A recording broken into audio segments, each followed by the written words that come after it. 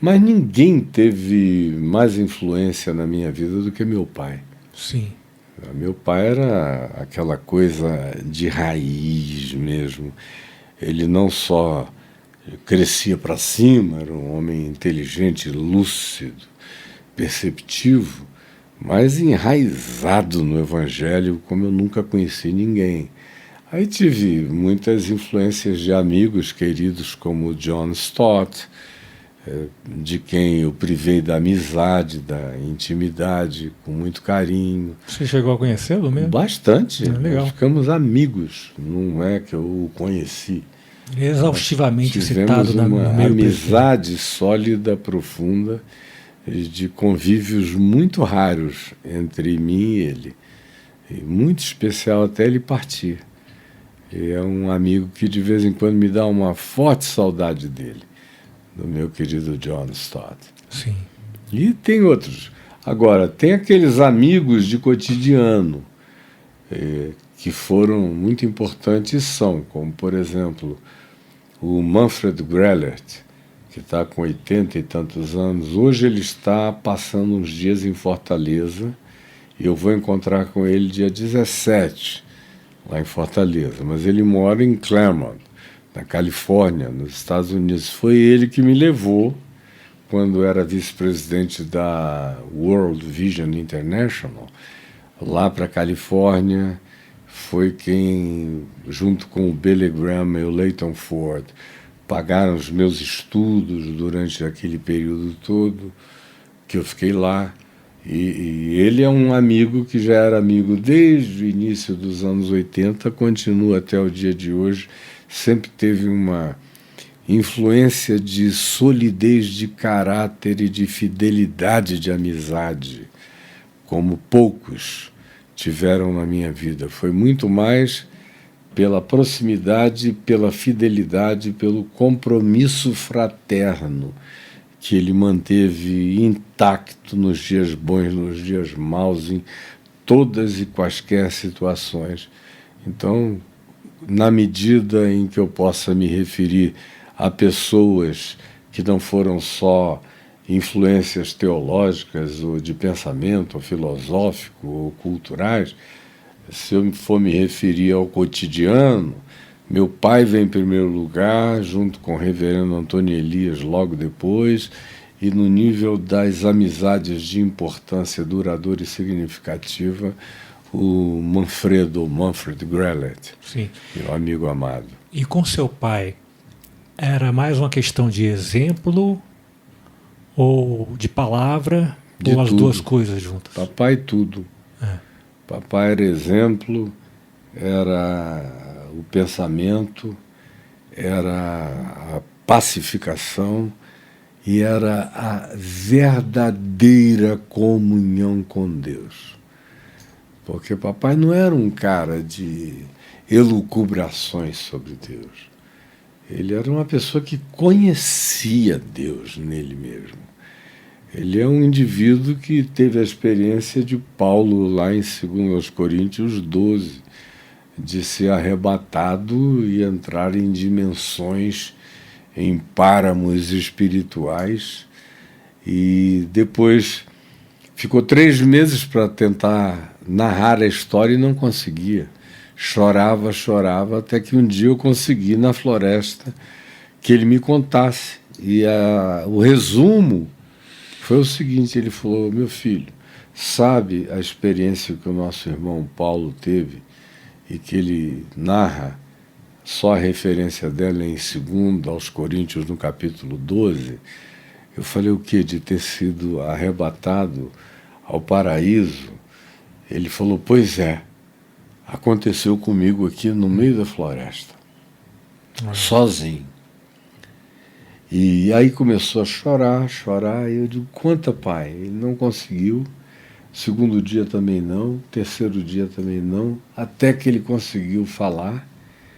E minha mãe vinha tentando já há algum tempo, ele dizia: não, não, eu não consigo falar sobre isso. Aí nesse dia eu falei: pai, tenta, por favor, me dizer o que aconteceu. Ele falou: olha, só para resumir, ele estava errado. Eu falei: quem? Paulo? Aí ele falou, Falei, como assim? Ele disse, porque ele disse que não é lícito aos homens referir aquela experiência. Ele estava enganado. É lícito referir, só é irreferível, meu filho. Impossível. Eu não tenho códigos. Então é como jogar lama na glória.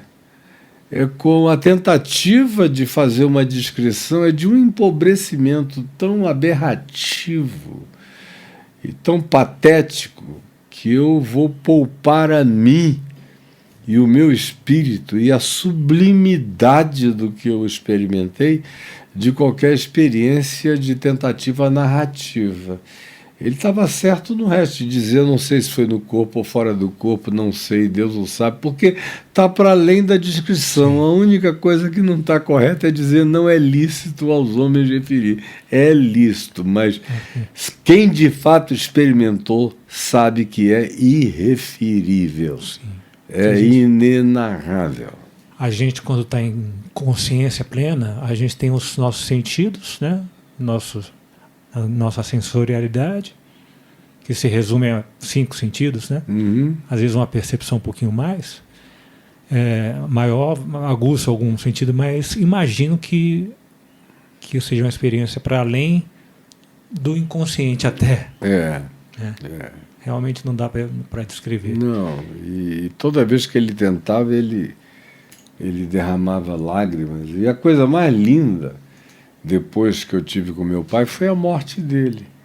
Porque eu fui para lá e ele ficou quase 2 meses morrendo, durante cujo tempo ele morreu 13 vezes. Os médicos disseram, morreu. E morreu mesmo, parou tudo.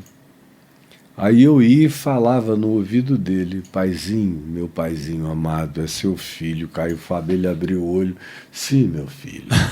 E foi apavorando a UTI, né? O pessoal foi entrando em pânico no hospital. Que negócio é esse? Que relação é essa de vocês? Foram 13 ocorrências. Não sabia disso, não. Tem tudo escrito lá no meu site. Se vocês for lá escrever meu pai, o falecimento do meu pai e tal, assim como se alguém quiser saber sobre o Lucas, é só escrever Luke, L-U-K, que aparece tudo que eu escrevi do Lucas logo depois da partida dele. Do meu pai também, se escrever papai, vai aparecer uma quantidade brutal de coisas que eu escrevi sobre aqueles dias todos. Tem um diário da partida do meu pai com todos os detalhes dessas ocorrências, dessas experiências miraculosas, lindas, que me marcaram profundamente a vida. Sim. Foi uma coisa que me chamou a atenção em você, desculpa então interromper, mas a gente tem que é isso. Foi justamente porque você tem uma bagagem e um pensamento muito profundo e muito autêntico, mas sem embargo de ter experiências sobrenaturais, né? Místicas. Meu pai não era misticista, mas ele era a pessoa mais mística que eu já conheci no ocidente da Terra. Talvez haja na Índia, em alguns outros lugares, mas aqui, no mundo cristão que eu conheci de ponta a ponta no ocidente planetário, eu nunca encontrei nem de longe alguém que tenha tido a perspectiva mística tão saudável, impregnada de fé e de amor. Sim. E de solidez de consciência do Evangelho e, ao mesmo tempo, de experimento de botar a cara para dentro da glória todo dia e voltar iluminado quanto eu vi no meu pai. E acho que as minhas irmãs podem dizer a mesma coisa, a minha mãe com certeza diria a mesma coisa, os netos que conviveram com ele naquele período em Manaus diriam e dizem a mesma coisa. Todo mundo que conviveu intimamente com ele sabe que não tem um superlativo no que eu estou dizendo sobre ele, de modo algum. Será que isso tem alguma coisa a ver, ou eu estou falando besteira, estou viajando na maionese, com a questão da selva, com a ligação com a natureza? Acho que isso ajuda, Ajuda, né? mas está longe de ser uma explicação definitiva. Sim.